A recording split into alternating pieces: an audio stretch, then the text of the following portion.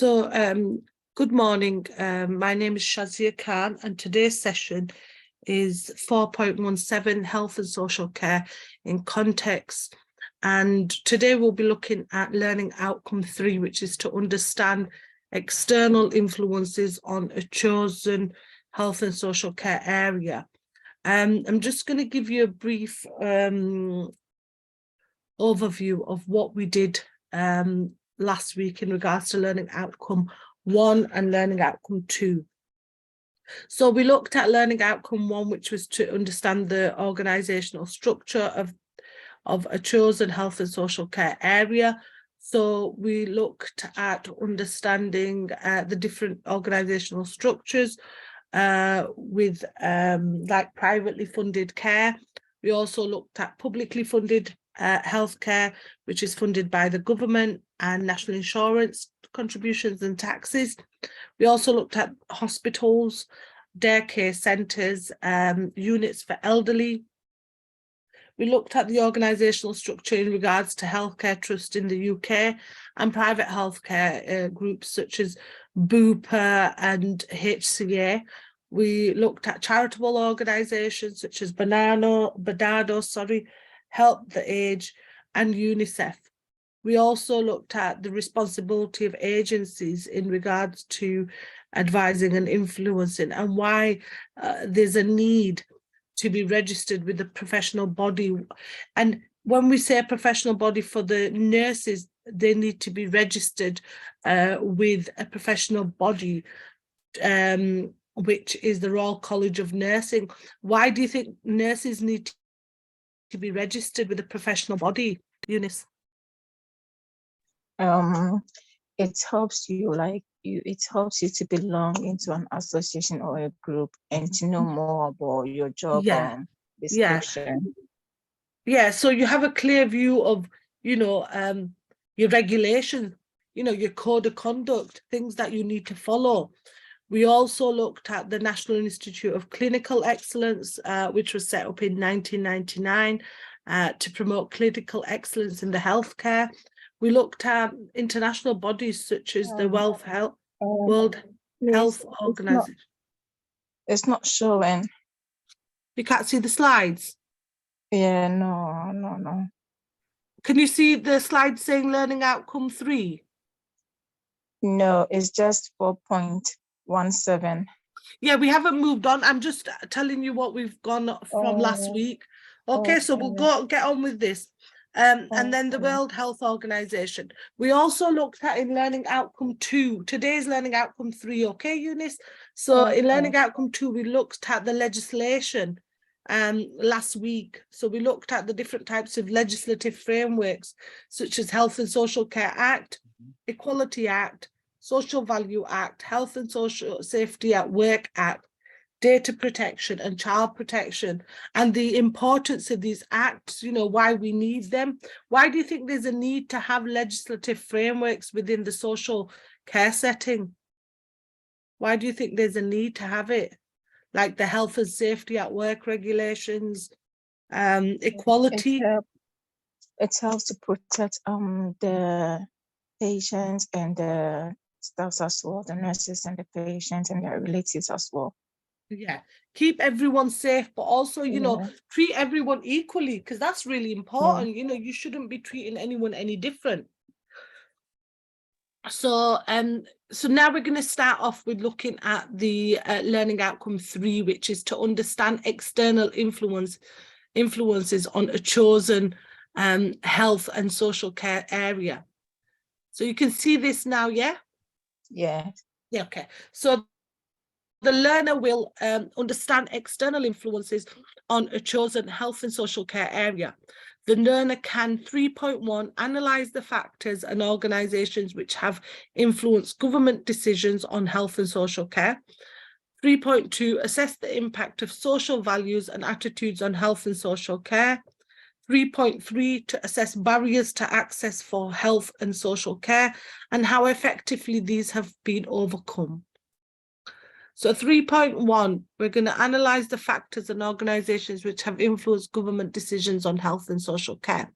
There are many factors and organisations that can and will influence the way the government make decisions on health and social care. Worldwide, the demand for health care exceeds what individuals and governments are able to afford.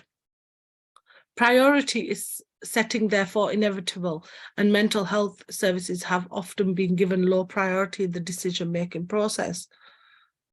3.1, analyse the factors and organisations which have influenced government decisions on health and social care. These factors include the size of the health burden, the availability of cost-effective interventions to reduce the burden, and beyond setting priorities for resource allocation, governments also become involved where there's a need for regulation to maintain quality in the delivery of healthcare. So, you know, when new medicine comes in, do you think when there's new developments and new interventions coming in, do you think the whole point of them coming in is so that they reduce the burden for doctors and nurses and things like that? Yes. And do you and do you think it improves the quality of life for the patient? Yes. Yeah. So give me an example where something they may introduce that may improve the quality of life. Like medications, Yeah. like oxygen cylinders. Yeah.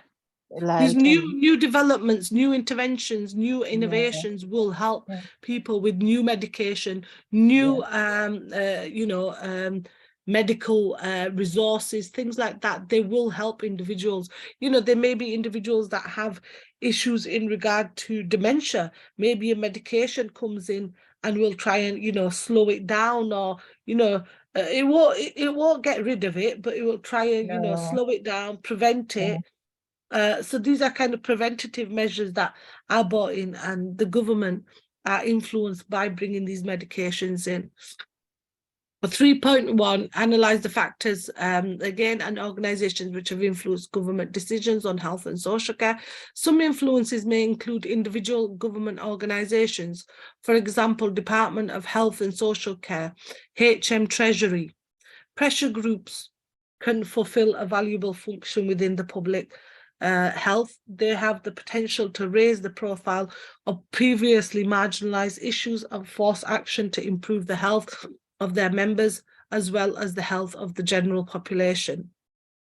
For example, members of Mothers Against Drunk Driving, which is MADD, share a common belief that in turn influences the actions. For example, advocacy, public awareness programs, policy, research, they use to achieve their goals. So pressure groups sometimes, you know, do demonstrations and do protests to, you know, try and get the government or people to, you know, to try to get influenced by what they are saying. So to raise any sort of awareness or anything, you know, to say that this product may be good. For example, there may be an issue, I will just give you an example, to legalize cannabis. You know, it could be used for medicinal purposes. So maybe there may be pressure groups that try to, you know, identify that using cannabis will help people, you know, with cancer or with strokes and things like that. So, you know, you try and reduce that. You know, so it's so important that, you know, these pressure groups have an influence. Do you think they do have an influence? Yes. Is it all the time or sometimes? Thanks. Sometimes it depends. Yeah, it depends on what they're arguing for or what they are demonstrating. Good or, you know, it's conserved. Whether there's a need for it or not. Yes. So analyse the factors and organisations which have influenced government decisions on health and social care. So charitable organisations such as Barnardo's, Aged UK, Macmillan, these are produced to influence government decisions as well. Limits to government's freedom to legislate in terms of international law, which is things like European law. You know, that even though now we're out of the EU, we are still trying to work with the EU to implement some of the laws into our law.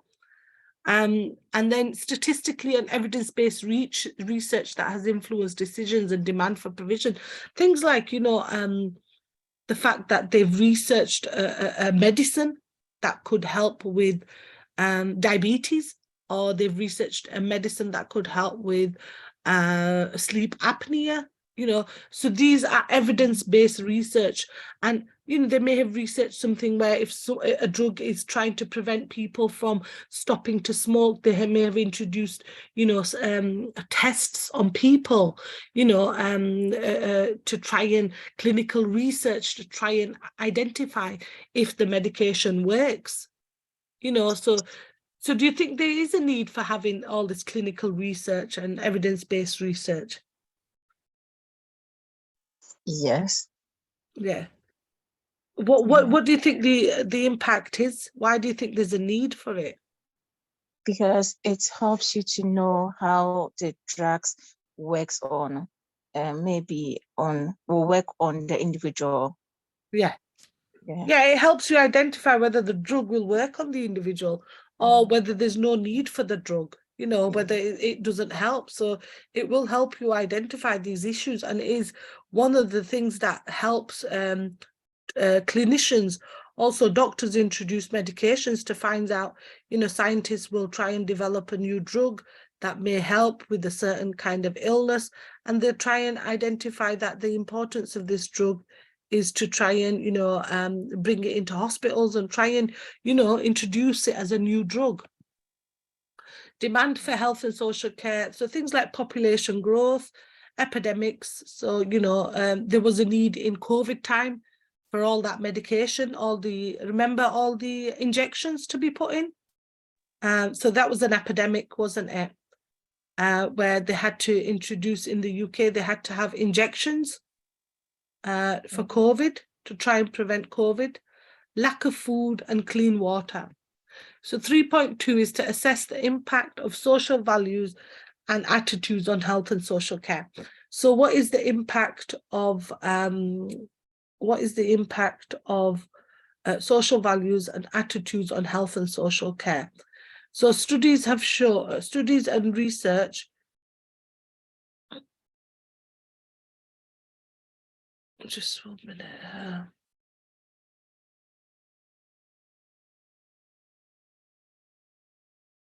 Studies and research have been done that show social level and the effect of socio-economic status can play a role in health.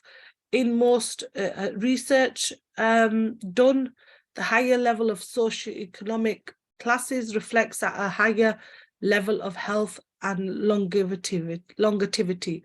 Much of this comes from the fact that there's higher level of education and health care that is available for class level. 3.2, assess the impact of social values and attitudes on health and social care.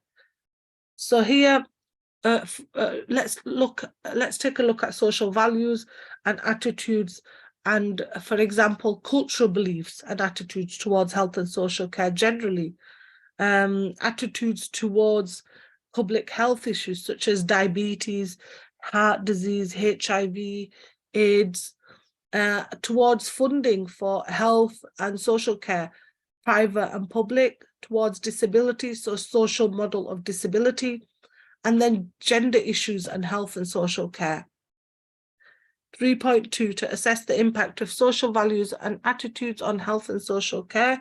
So the responsibilities of government versus the freedom of individuals. The big society, which is David Cameron, is the term big society was coined by Steve Hilton, who was the director of strategy for David Cameron. And it was one of the core policies in 2010, that Conservative manifesto aiming to create an active civic community through a massive devaluation of the central power to a more local level. The idea was that charities, social enterprises and voluntary groups work together to take over the running of the public services to tackle issues such as poverty, inequality, and injustices. 3.3, assess barriers to access for health and social care and how effectively these have been overcome. There may be many barriers to access for health and social care. These can include age, gender, disability, language barrier, class, wealth, beliefs and values of individuals or families when accessing provisions. 3.3, access to barriers for health and social care and how effectively these barriers have overcome. So NHS England has endorsed research called Patient Pathways with the University of East Anglia. This will provide resources to commissioners and provide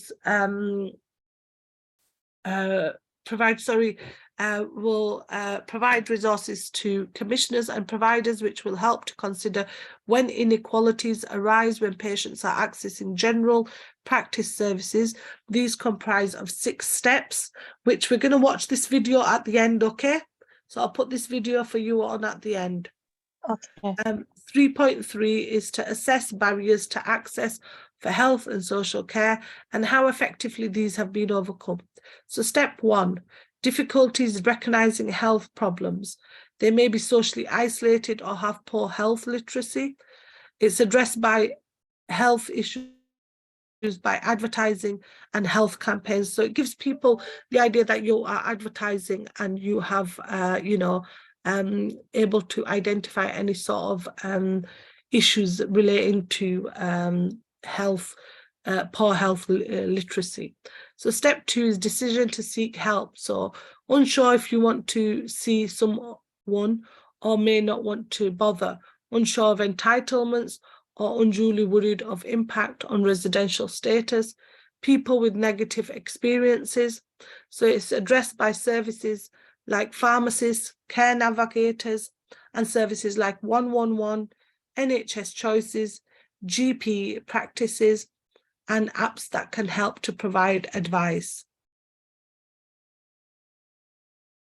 Do you think these new apps that they've introduced help people to get advice if they can't get an appointment or anything like that? Yes. Yeah. It's like things like if people would go for a common cold to the doctors, but if you could get these apps that will help you with, basic advice, it identifies that, people are able to deal with things themselves. Yes. So assess barriers to access for health and social care and how effectively these have been overcome. Step 3 is actively seeking help. So not knowing where to find the right help can be a barrier. Lack of internet access, mainly I think lack of internet access would be mainly for people that are not like computer literate or like elderly people, that don't have access to the internet. No GP registration, confusion about how the NHS works. Older people may be confused using technology, as I've just said, and homelessness, people may not understand their rights when registering with their GP. LGBT plus may fear prejudice or discrimination. So addressed by active signposting can help people get the right care in the right place at the right time. Care navigators may help patient negotiating the NHS system. Again, step 4, this is on effective barriers. Step 4, obtaining an appointment at a convenient time can be difficult for some people who are worried about getting time off work or from caring responsibilities. It's addressed by evening and weekend appointments at a range of locations. Improved training for receptionists will also help to support patients to access the right type of and convenient appointments. Step 5, getting to the appointment. So those who rely on public transport may find access more difficult, especially for those in rural areas, low incomes, and those with mobility issues.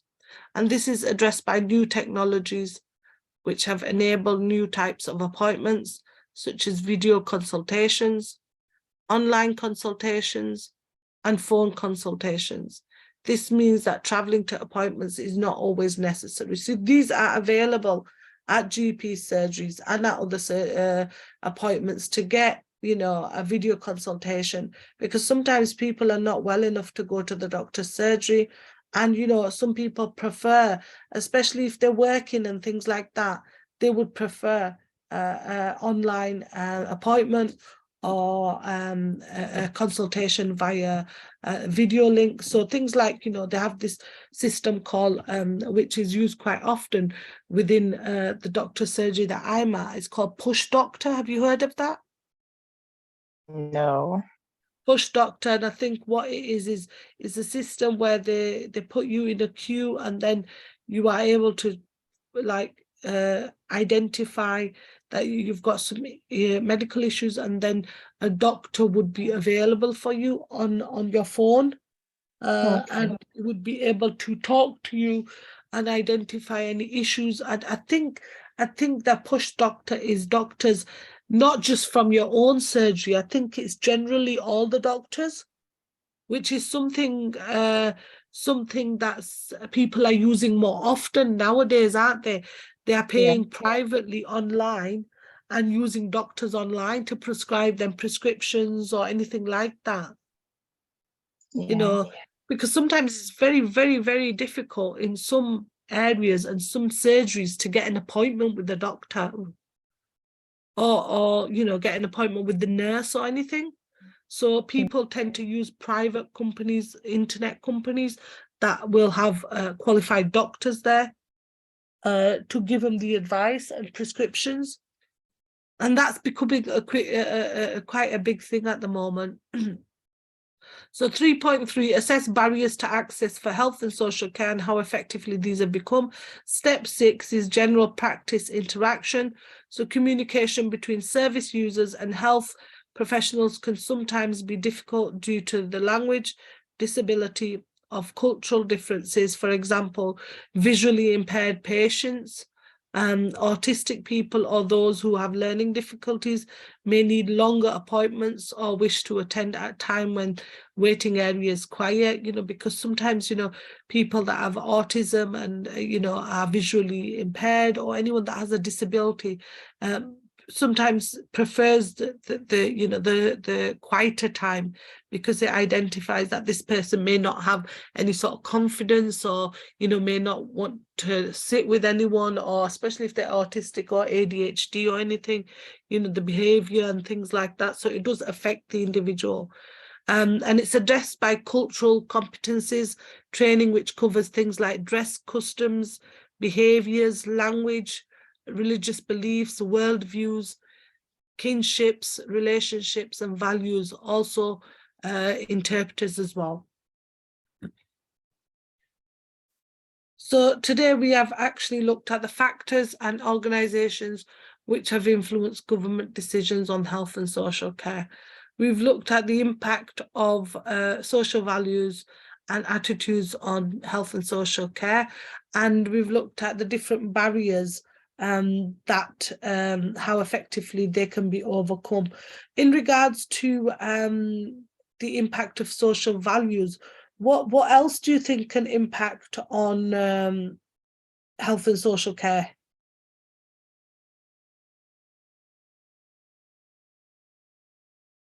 What do you think? Do you think sometimes attitudes of people would impact on that? Yes. So if someone's, you know, doesn't have, you know, there's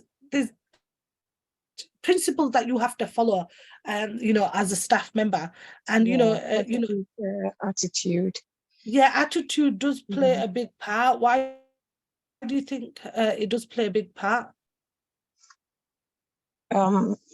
Because it helps you to relate to your clients or patients. If you have a good attitude towards your patient, you know, it helps the patient to trust you, you know, and to feel more comfortable at the ward or care home. Sometimes, you know, when you look at social values, you know, you are there to help an individual, be it a patient or anyone else. You shouldn't be discriminating against what they wear, what's good, what's bad, what their language is, you know, because that is what they feel comfortable with. You shouldn't be discriminating against anyone's cultural views or anyone's cultural, you know, whether they are desirable or undesirable. You know, you shouldn't be actually, you know, you shouldn't be making decisions on someone's religion or anything like that, because it's really important in regards to you know, any sort of issues relating culture or religion or anything like that. So you have to be really careful that you don't discriminate or offend anyone, because it's so important, you know, in the health and social care, in any profession, to, you know, you know, there will be different attitudes. There will also be different barriers as well, you know, in regards to, you know, the language, like we said earlier, you know, the working conditions, you know, poverty is would be a big one now, wouldn't it, in regards to health and social care, because we're at the, you know, the living crisis, and it would impact on people. So what we're going to do now, we've looked at learning outcome 3, and these are some references here that you could go on in regards to what we've done. So there's the key factors that influence government policies and decision making about the health and social care priorities. So lessons for the field of eating disorders, department, agencies and public bodies. Again, gov.uk is a really good website for lots of things. Pressure groups, which is on Encyclopedia, and also the Why Cameron's Big Society Failed, ABT. And we've got the YouTube link as well, which we're going to put on, which I'll put the video on after this session. Okay, so have you got any questions on today's session? No, please. No? Okay, so I'll stop these slides now, so then we can just put the video on. Just give me a minute. So, okay. So from that video, you could see the NHS pathway is a tool that's going to be introduced. Do you think it's a good tool that they will introduce? Yes. Why do you think it's such a good tool? It will help like individuals to get access to quality health care. Yeah, so it's a tool that, you know, NHS England are looked at to see, and if anyone's like having any sort of difficulties, it's a clinical tool for assessing any sort of triaging and directing the public to any sort of urgent or emergency care services, you know, and also, you know, the pathway, it's for all stages of patient experiences, any sort of pre-diagnosis or palliative care, and it's patient returns to usual place of residency, and there are some benefits of using the pathway, patient pathway.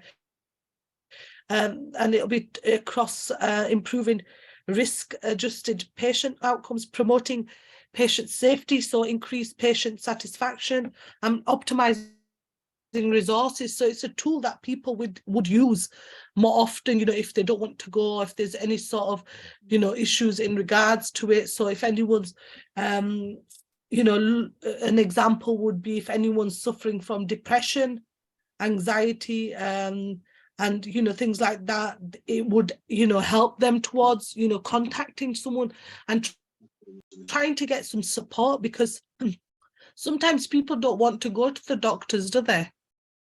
And you know, they want to get some sort of support from you know, it's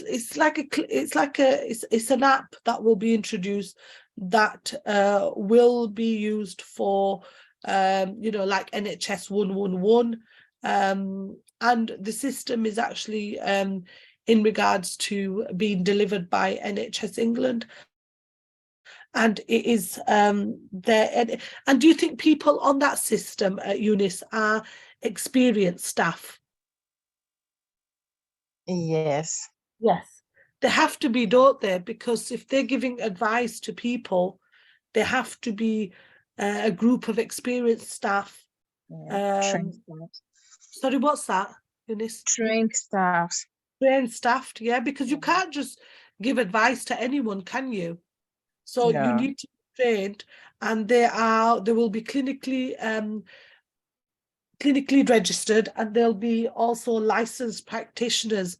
So, you know, they would be there to advise people on things like, you know, maybe things like, you know, any sort of illnesses, if they've got, you know, any sort of common illnesses that they need advice from, they would be there to advise you. But they are, you know, they are qualified, and you know, they are there to, the professionals, they are there to give you the advice you want, and they are there for it is the whole point of this this app and this new NHS pathways it's a medical device, and you know, a digital triage for people, for support for people, and the system's been working well with NHS England. I think you know, some people prefer this, some people prefer to go to the doctors and have face-to-face appointments, some people prefer video links, but so at least if it's available for you, you're able to contact them. Have you got any questions regarding Learning Outcome 3, Eunice? No, please. So we finish the session now, and tomorrow I will see you for Learning Outcome 4. Okay? Okay. Thank you. Thanks a lot, Eunice. Nice to hear from you. See you Thank later. you. Bye. Okay. Bye.